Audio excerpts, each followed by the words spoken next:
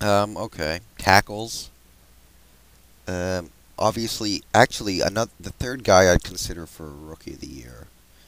Although I would contest giving Rookie of the Year to a lineman by default. I don't know if that's fair or not, but it would be very hard for this to happen. Is Marcus McNeil in San Diego, second round pick. Guy outplayed every other tackle that was taken in front of him. Really helped protect Philip Rivers' blind side. Blocked the left side of the line for LT. Um, Guy's a monster. I think he's the next Jonathan Ogden, and don't want to get ahead of myself here, but I'm talking in hypotheticals. I think you can see. I think he'll be in Canton when all is said and done, but I don't want to talk about that yet. DeBrickashaw Ferguson, of course, was a big story at number 4 overall for the Jets. Struggled last year, gave up like double-digit sacks. He'll get better, of course, and he showed potential. I think it's fairly obvious he's going to be a dominant left tackle in this league at some point. But just he got a little too much attention last year, given what he was actually producing. Uh, Beyond that, you had Andrew Whitworth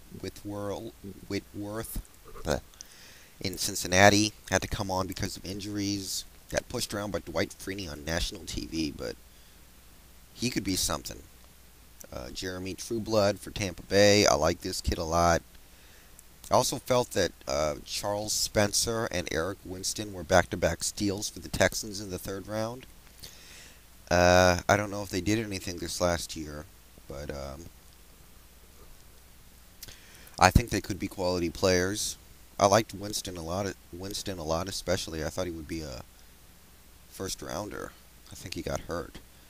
And I guess Jahari Evans was originally a tackle, but when he got drafted by the Saints, they moved him over to guard. So I don't know where he would count. I don't know if he's set in his position yet, but either way, one of the bigger steals of the draft. Big part of what they managed to do down in New Orleans. Okay, moving on to like defense. Defensive ends, obviously one of the big stories in the rookie class last year was Mario Williams going number 1 overall.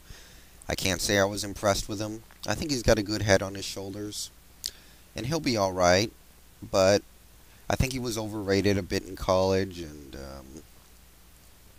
you know, he's a good player. I just don't know if he can be a dominant Julius Peppers-like player like he was advertised. He hoards sacks against weak competition generally. So I think he'll be an alright player, but the Texans might end up really regretting that pick. Tampa Hali from Penn State.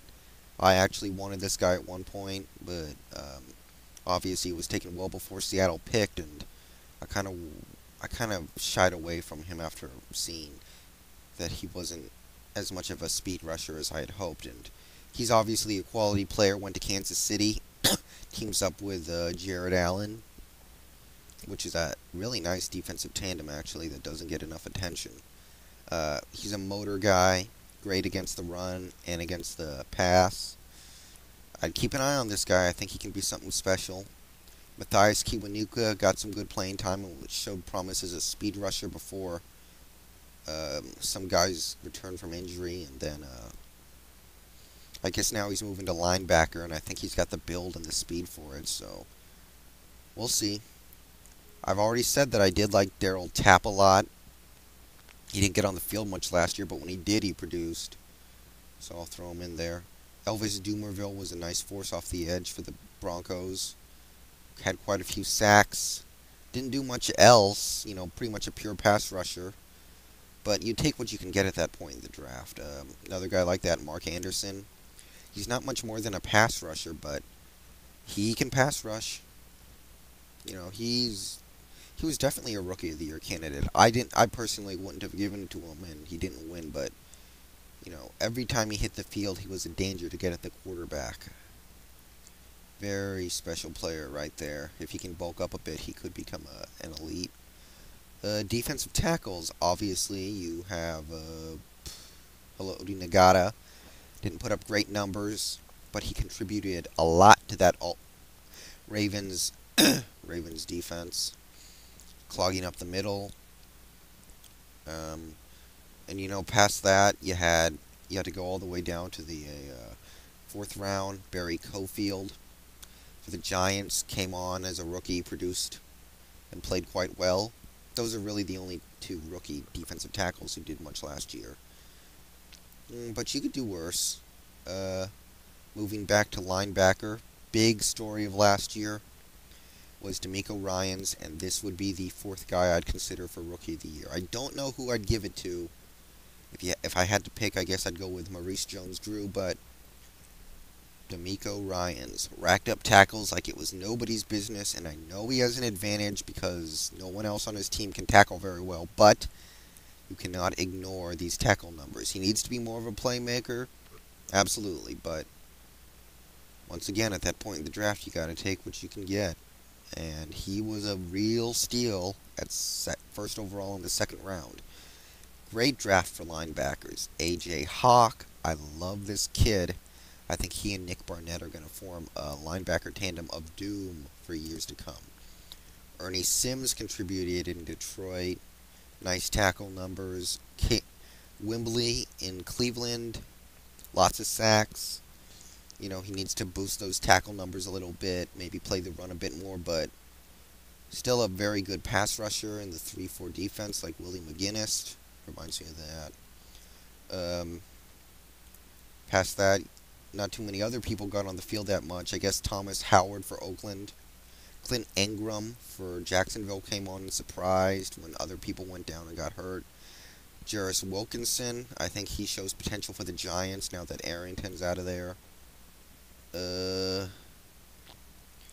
There are quite a few rookie linebackers who didn't play yet, but are expected to be the future of their franchise, like Shad Greenway, or Bobby Carpenter, or Manny Lawson.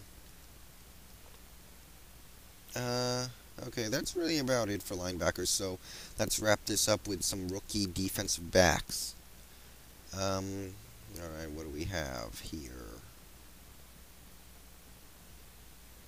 Obviously, the big story of the defensive back rookies last year probably had to go to... Well, for me, it was Donte Whitner. I like this guy in Buffalo a lot. Actually, I think they got a pair of really nice rookie safeties last year, did Buffalo, in Coe Simpson and Donte Whitner. I like what these kids can do. They're versatile. They bring quite a bit to the table. I think they could be a really nice safety tandem for years to come. Michael Huff needs to step it up for Oakland. They passed up on Leinart and Cutler for this kid. He played good last year, but he needs to take it to the next level. Jonathan Joseph in Cincinnati, very underrated. I guess he hurt his foot, but I think this kid's going to break out this year. He doesn't have good hands, but he knows how to get positioning on a ball. Kelly Jennings obviously came on for us last year and made some plays, but he needs to step it up. Devin Hester, he didn't really play defensive back, but hell of a return guy. Rookie of the Year candidate, definitely. I guess he's more of a return guy, of course, but I guess I'll list him here. Bernard Pollard, Kansas City. Didn't get a lot of attention, but I think this kid is going to evolve along with Page in the Kansas City secondary. Richard Marshall for Carolina could start sometime soon. I like this guy. I think he could usurp Lucas or Gamble. That's just how good he is. Beyond that, that's as far as defensive backs who made an immediate impact. He also had, of course, Pat Watkins and DeJuan Laundrie. Watkins is just so tall he can pick off just about anything, and Laundrie's just an all-around beast. And Antoine Bethea, underrated safety, who helped in the Colts playoff run, and that's really all I can say about rookies. So, took 2 videos, but that's your rookie class of 06 for you. Alright, I'm done making these for now, so see you guys later.